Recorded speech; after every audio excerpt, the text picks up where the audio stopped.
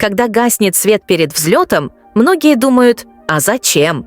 Это не просто прихоть пилотов или правила авиакомпании. Это важная мера безопасности.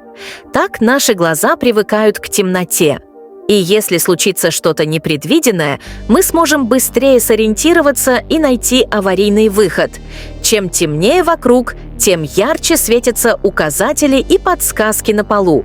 Так что в следующий раз, когда вы почувствуете, как салон погружается в полумрак, знайте, это забота о вашей безопасности.